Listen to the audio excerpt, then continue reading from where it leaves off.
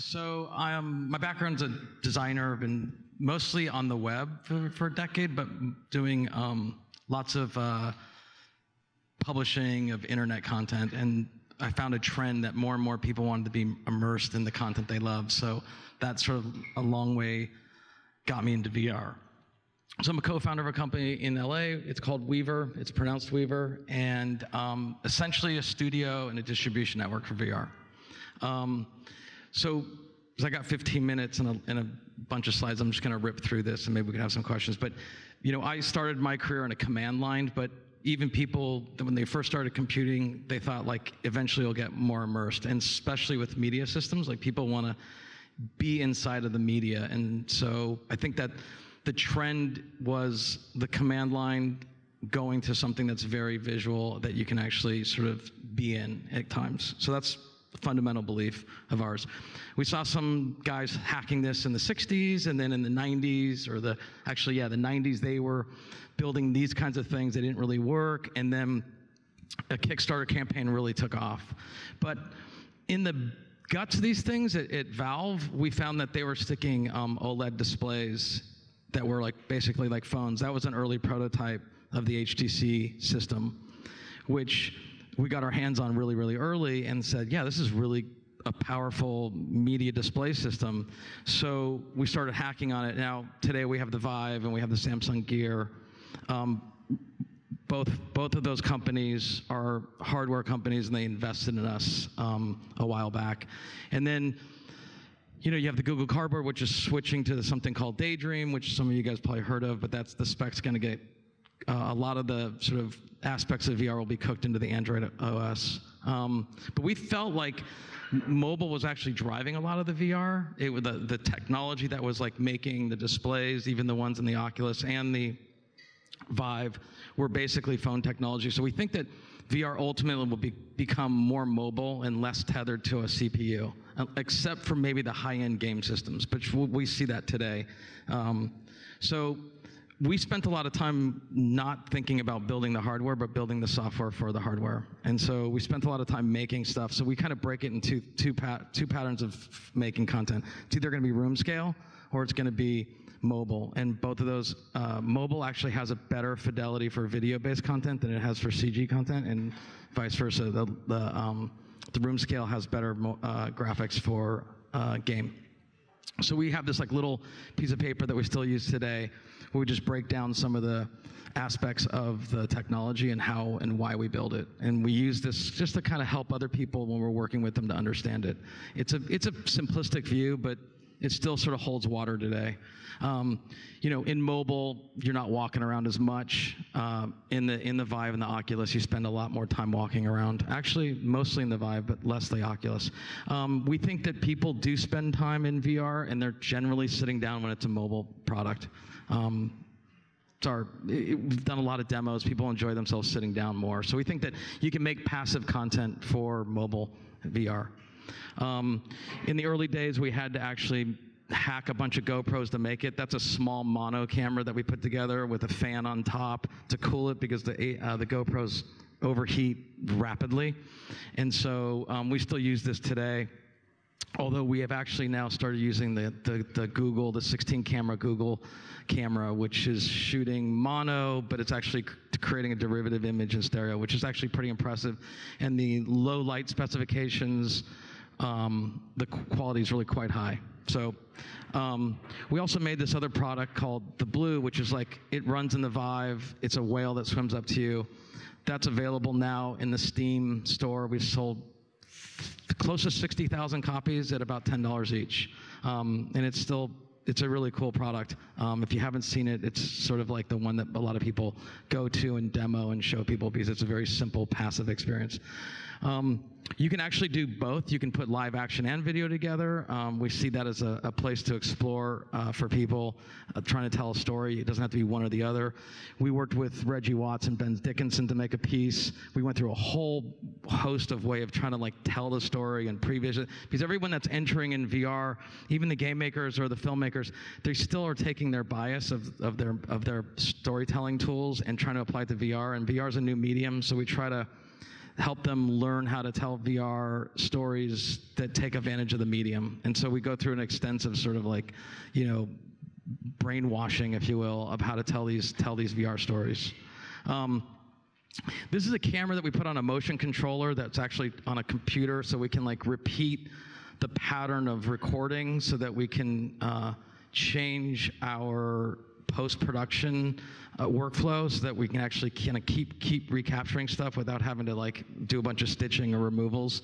But there's just a lot of room for how you do production and VR and using motion controllers and technology like that with robots. For high-end productions, I think it's an area to kind of really focus on that if you're interested in that kind of technology. We just used this little GoPro that's in a subway. Like, no one knows this guy's got one. Like, no one even looked at my friend when he was filming this. And then we also had to like hack a monitor to actually capture four video cameras. So we're using a wireless connection because a lot of times when you're filming stuff, you want to actually see what you're filming. In a lot of cases, like on the 16 camera rig from Google, you can't see what you're filming. So it makes it hard to actually shoot when you can't see what you're shooting. So we've done a lot of hackery on that. And we've also hacked systems and HDMI ports to actually get feeds off. With the GoPro, the problem with the feed is it can't show you high def. So a lot of the Wi-Fi systems that send the signal, it gets reset and it kind of causes problems, but we've worked around that. This is just another photo of a camera rigged up. We've actually had to make our camera small because in this scene we're putting someone in a morgue chamber, and so we're filming that. And so having a very small camera is very important. A lot of the cameras that are out on the market right now are very big, so you couldn't get that shot. So for us, small is better. Light, with the GoPro, it really works really well in daylight. It has the sensors just doesn't do dark very well, so you end up having to kind of think about your productions in a way that takes advantage of the hardware. Compositing, all that works. You can shoot on green screens. And motion, we put cameras everywhere. Cars actually really work well. It doesn't make you dizzy, despite what maybe you might think. We also we have a camera rig that has a nodal head that actually allows you to shoot plates, which allows you to have a single actor. With Keenan Thompson, we just shot in every quadrant at separate times, and it works really great. Editing, people always ask me, like, how do you edit it? You edit it just like you normally would edit footage. We use Premiere. There's no secret tricks there. We do believe that you can do hard cuts and crossfades. We've done millions of these kinds of cuts, and they seem to work. They don't make people have a problem. We're really always worried about how does the person feel in the VR, because we don't want to make them sick or anything. So we spend a lot of time testing that out, and our edits, we think, are working. If this wasn't a PowerPoint, this is a quick video showing a couple edits, but I don't have that. We also spent a lot of time trying to work on interactive video. So we built a player that allows you to have multiple videos that are available on click. So it's still a big download, but the furniture, that the bathtub and the chair and everything in there was actually, you could click and then it would actually play another video.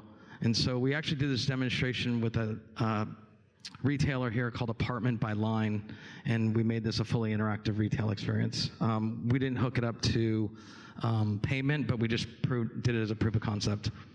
So we think that you can make VR, the sim, feel like a dream because it kind of tricks you into like you're there. And so after the last 3 years of developing this stuff, we continually have people come back the next day or send me an email saying, like, I had a dream that I thought I was really there. So the effect of VR is pretty profound on the consumer.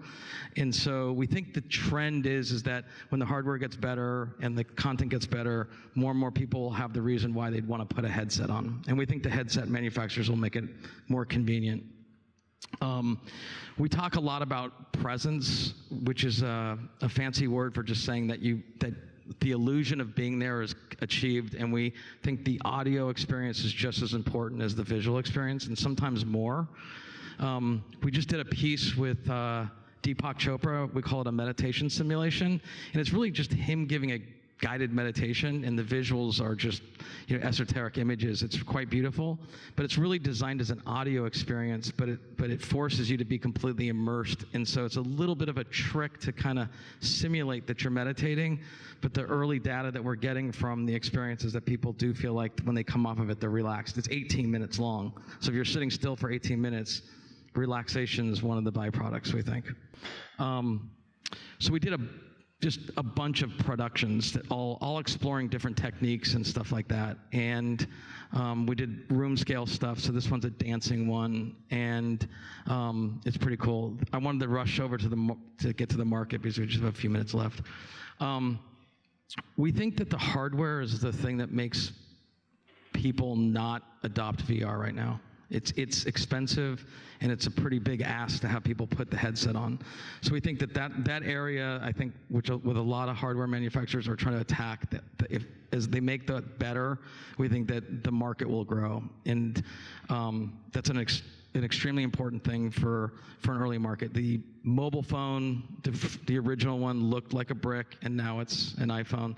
We think that the hardware innovation is going to be faster than the mobile phone innovation, because the mobile phone's the technology is already there. So we're just waiting for more and more more product engineering goes into the VR systems. The Samsung ones, the plastic that they're selling now has actually gotten better, marketably better, and I think it's going to continue to get better. And I think the Vive will continue to reduce its weight, so it's a little nicer to keep. Once the hardware gets there, then we'll come back to the problem that we need more and more content. Right now, if you go to the Steam store, there's just not enough great content, and the content there is it's not keeping you in multiple times a day. And so there's lots of innovation there. So we think the market is early, so we recommend that people, when they start thinking about VR, both on the hardware and the software side, that it needs time to mature, and we have to wait for the hype to kind of come off of it and let it grow. So we do think that VR is going to become way more social, so you'll be able to do things with each other in 3D environments, which we think will be pretty remarkable and transformational. And then we think more apps like Tilt Brush, and when people play with Tilt Brush, they're really actually just delighted, and they do spend more time in there, but not everyone's an artist, so you can't convince everyone to come back and become an artist. But the people that are really sort of artistic and have a proclivity to artistic endeavors, Tilt Brush is a really interesting app that reimagines creativity, and so we think more apps like that will come out. And games will be a huge win for gamers. I think the games are going to become so amazing. I'm not a gamer, but that industry is just really gearing up to make great content. So hardware innovation, software innovation will create a market.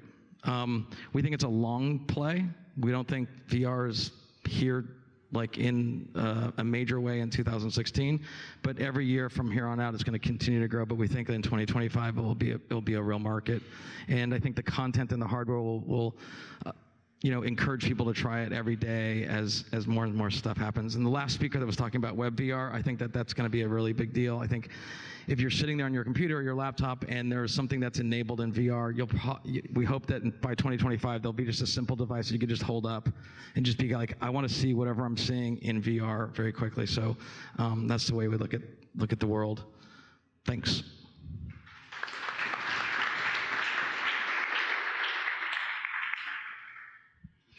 Questions?